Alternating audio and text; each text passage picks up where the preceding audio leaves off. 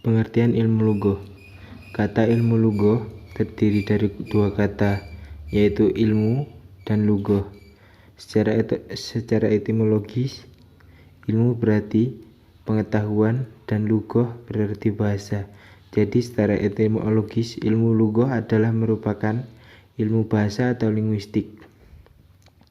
Sedangkan istilah lisaniyah dan alsuniyah masing-masing diambil dari kata lisan, yaitu lidah, sedangkan istilah lugawiyah diambil dari kata lugoh, yaitu bahasa. Ketiga istilah tersebut, lisaniyah, alsuniyah, dan lugawiyah, merupakan istilah lain yang maknanya dan pemakaiannya sepadan dengan istilah ilmu lugoh. Objek kajian ilmu lugoh. Yang pertama, linguistik teoritis, yaitu bertujuan untuk mencari atau menemukan teori-teori atau kaidah-kaidah linguistik. Yang kedua, linguistik terapan, yaitu bertujuan untuk menerapkan kaidah-kaidah linguistik dalam kegiatan praktis. Yang ketiga, linguistik sejarah, yaitu bertujuan untuk mengkaji perkembangan dan perubahan suatu bahasa atau sejumlah bahasa, baik dengan memperbandingkannya ataupun tidak secara linguistik, yaitu bertujuan untuk mengkaji perkembangan ilmu linguistik baik mengenai tokoh-tokohnya, aliran-aliran teorinya, maupun hasil-hasil kerjanya. Ruang lingkup ilmu lugoh. Sebagaimana yang telah diketahui bahwa bahasa itu sangat kompleks dan universal yang terjadi atas komponen-komponen yang satu sama lain berkaitan erat. Umpamanya segi bunyi, susunan kata, dan makna yang dikandungnya. Adapun cakupan atau ruang lingkup linguistik ada 4 macam. Yang pertama, linguistik umum, yaitu ilmu bahasa secara umum. Linguistik historik, yaitu cabang linguistik yang mempelajari perkembangan sejarah bahasa tertentu. Linguistik komparatif, yaitu studi pembandingan antara bahasa-bahasa serumpun dan perkembangan sejarah satu bahasa. Dan yang terakhir, linguistik deskriptif, yaitu memberikan deskripsi atau pemberian dan analisis bahasa. Tujuan dan manfaat ilmu lugoh. Tujuan ilmu lugoh ini untuk memberikan pedoman dalam percakapan, pidato, surat menyurat, sehingga seorang dapat berkata-kata dengan baik dan menulis dengan baik pula. Dan manfaatnya, dengan bahasa kita mengetahui apa yang terjadi pada masa lampau. Orang yang dapat menyampaikan apa yang dirasakannya kepada orang lain.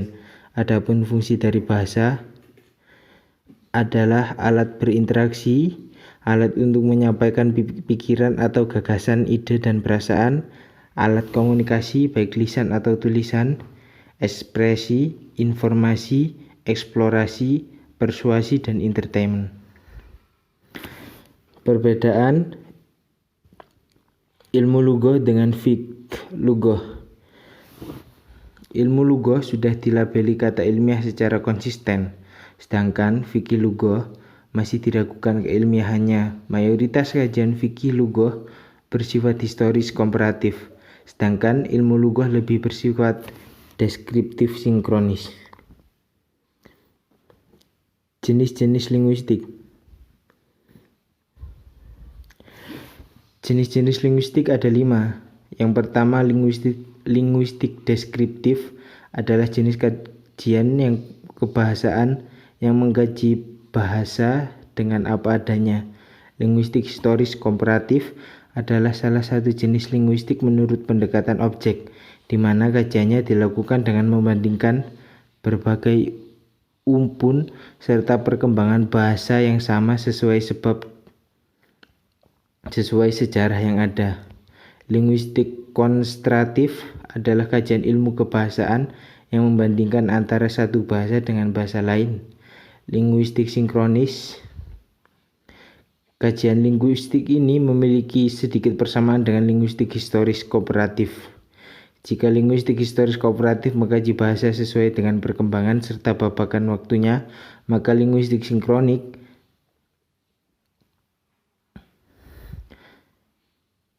memiliki sedikit perbedaan. Linguistik sinkronis tetap menggunakan babakan waktu serta pengelompokan zaman seperti acuannya. Tetapi alih-alih mengkaji tentang perkembangan bahasa tersebut, studi ini lebih memilih untuk mengkaji tentang struktur bahasa yang ada sesuai dengan zaman di mana ia berada. Dan yang terakhir, linguistik diakronis. Jika linguistik sinkronis mengaji kebahasaan dan pada rentang waktu atau masa tertentu, maka linguistik diakronis mengkaji suatu bahasa secara keseluruhan pada rentang waktu yang tidak terbatas. Cabang-cabang ilmu lugah.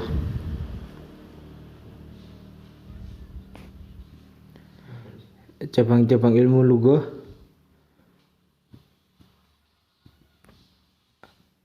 ada 4. Yang pertama, fonetik dan fenologi, morfologi, sintaksis, dan yang terakhir semantik. Pengertian bahasa. Bahasa dari bahasa Sanskerta adalah kemampuan yang dimiliki manusia untuk berkomunikasi dengan manusia lainnya menggunakan tanda, misalnya dengan kata dan gerakan. Kajian ilmiah bahasa disebut ilmu linguistik. Karakteristik bahasa. Bahasa manusia mempunyai karakter sebagai berikut: bahasa sebagai sistem, bahasa sebagai lambang, bahasa sebagai bahasa adalah bunyi, bahasa itu arbiter, dan bahasa itu konvensional. Fungsi bahasa. Fungsi utama bahasa adalah sebagai alat berinteraksi dengan manusia, alat untuk berpikir, serta menyalurkan arti kepercayaan di masyarakat. Selain sebagai alat komunikasi maupun berinteraksi, bahasa juga memiliki arti penting sebagai metode pembelajaran pada lingkup bahasa itu sendiri. Bahasa juga berfungsi sebagai identitas suatu suku atau bangsa karena keunikannya. Karena setiap suku atau bangsa tentunya memiliki bahasa yang berbeda-beda. Klasifikasi bahasa. Terdapat jutaan bahasa berbeda di dunia. Setiap bahasa ternyata dapat dikelompokkan atau diklasifikasikan menjadi beberapa rumpun bahasa. Terdapat 3 jenis klasifikasi bahasa dalam linguistik, yaitu klasifikasi genetis, tipologis, serta etnologis.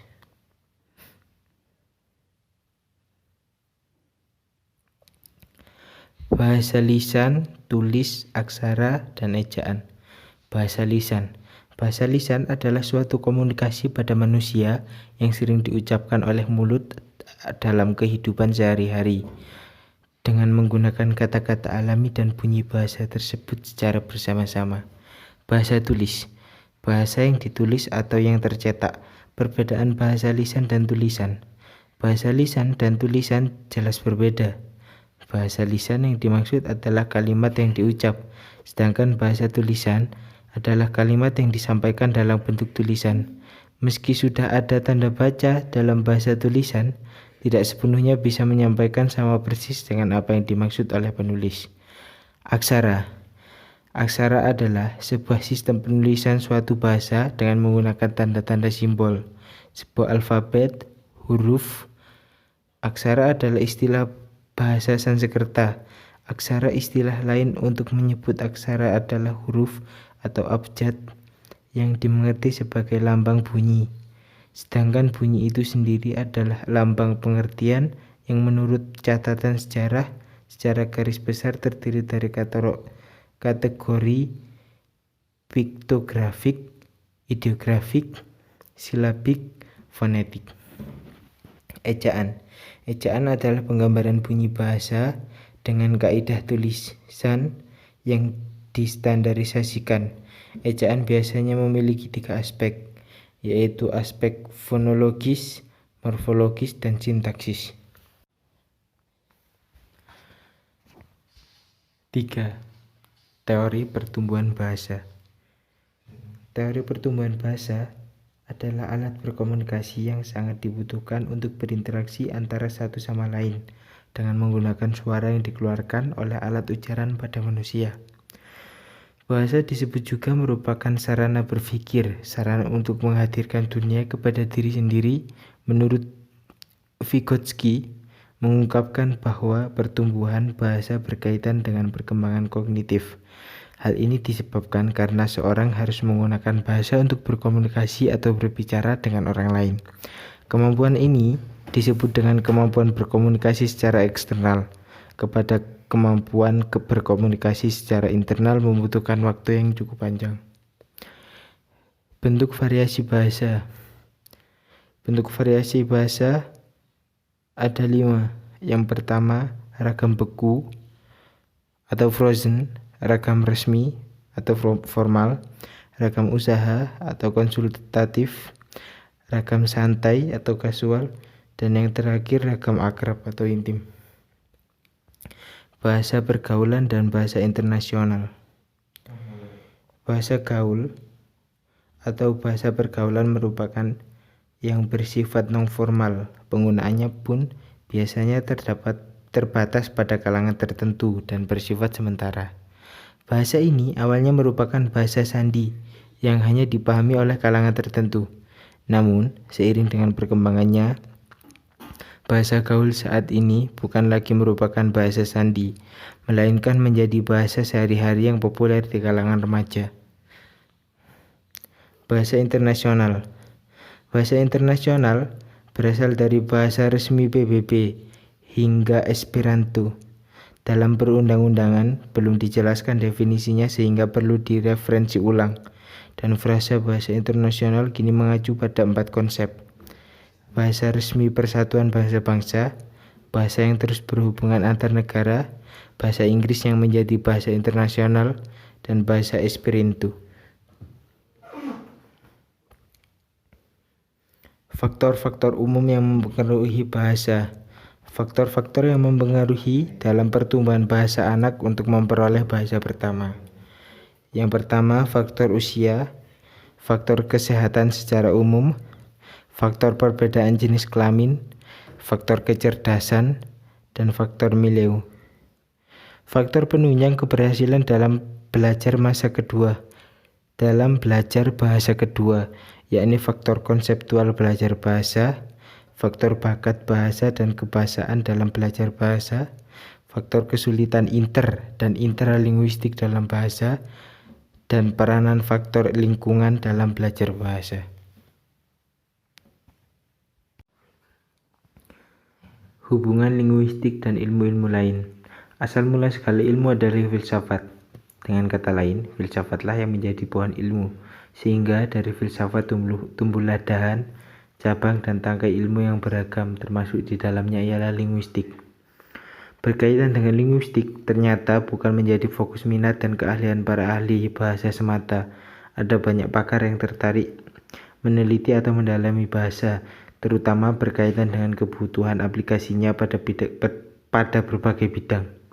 Begitu pula bagi para ahli bahasa yang ternyata menghadapi banyak persoalan linguistik yang sulit dipecahkan tanpa melibatkan disiplin lain. Linguistik dan filologi klasik. Filologi adalah ilmu yang mempelajari bahasa dalam sumber-sumber sejarah yang tertulis yang merupakan kombinasi dari kritik sastra, sejarah, dan linguistik. Hal ini lebih sering didefinisikan sebagai studi tentang teks dan sastra dan teks tertulis, penerapan dari keautentikannya dan keaslian dari pembentukannya dan penentuan maknanya. Filologi juga merupakan ilmu yang mempelajari naskah-naskah manuskrip, biasanya dari zaman kuno.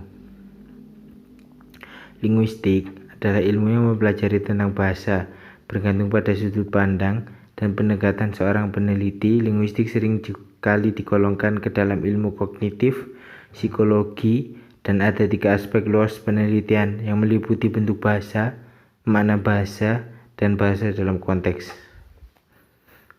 Linguistik dan kajian gramatika. Kajian gramatika. Istilah gramatikal berasal dari grammar yang berarti tata bahasa. Makna kata yang diperoleh sebagai akibat proses ketatabahasaan disebut makna gramatikal atau makna struktural. Hubungan linguistik dan psikologi. Hubungan linguistik dan psikologi yaitu sama-sama meneliti bahan sebagai objek formal, hanya materinya saja yang berbeda. Linguistik mengkaji struktur bahasa, sedangkan psikologi mengkaji perilaku berbahasa atau proses bahasa. Hubungan linguistik dan sosiologi. Ciri umum sebuah bahasa adalah adanya pemakai atau komunikan. Hal inilah yang menyebabkan sebuah bahasa mempunyai sifat arbiter atau berubah-ubah dan konvensional. Dengan kata lain, pemahaman bahasa yang berbeda-beda tiap masyarakat akan menyebabkan adanya variasi bahasa.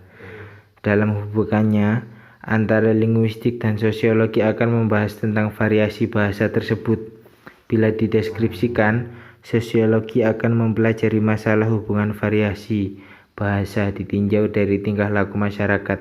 Sebaliknya, linguistik akan mempelajari variasi bahasa tersebut ditinjau dari aspek kebahasaan. Hubungan linguistik dan pengajaran bahasa. Bahasa memiliki peran sentral dalam perkembangan intelektual, sosial, dan emosional peserta didik dan merupakan penunjang keberhasilan dalam bereksplorasi di lingkungan akademik maupun kehidupan sosial. Pembelajaran bahasa ataupun gaya linguistik mencerminkan pengenalan diri dari budaya.